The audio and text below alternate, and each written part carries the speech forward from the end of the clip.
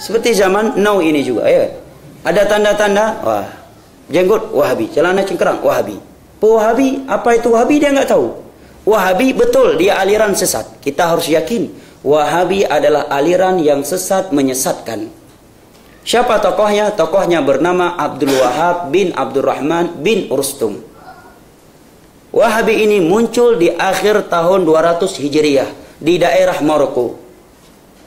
Yang pertama kali mengeluarkan fatwa tentang sesatnya Wahabi adalah seorang ulama Ahlus Sunnati wal Jamaah di Maroko pada tahun 400 Hijriah yang bernama Ali Al-Lukhami.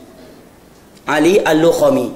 Kenapa beliau mengeluarkan fatwa sesat tentang sekte Wahabi ini? Karena mereka memiliki beberapa peristiwa. Yang pertama, mereka berpendapat bolehnya memberontak kepada penguasa yang sah dengan alasan dia tidak adil.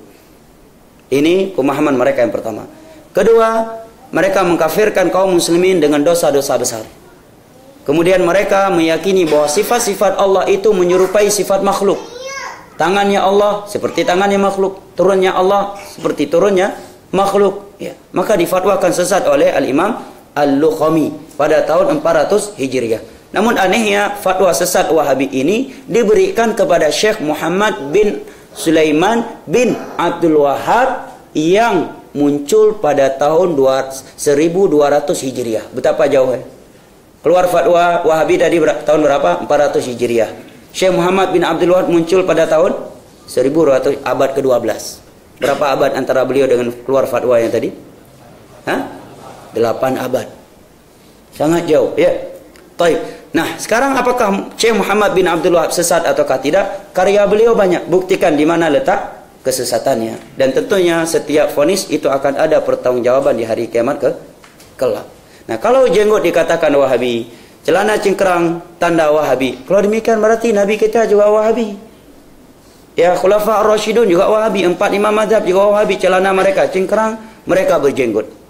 Dan hadis-hadis dalam Sahih Bukhari sangat banyak yang menerangkan kepada kita perintahnya Nabi bagi kaum lelaki untuk membiarkan jenggot. Perhatikan, membiarkan, bukan menumbuhkan.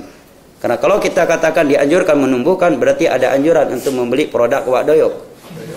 Ya, tapi yang ada perintah dari Nabi membiarkan, bukan menumbuhkan. Artinya kalau tumbuh tidak boleh dipotong. Itu hadisnya Bukhari Muslim. Berarti Imam Bukhari Wahabi juga Wahabi, Imam Muslim juga Wahabi.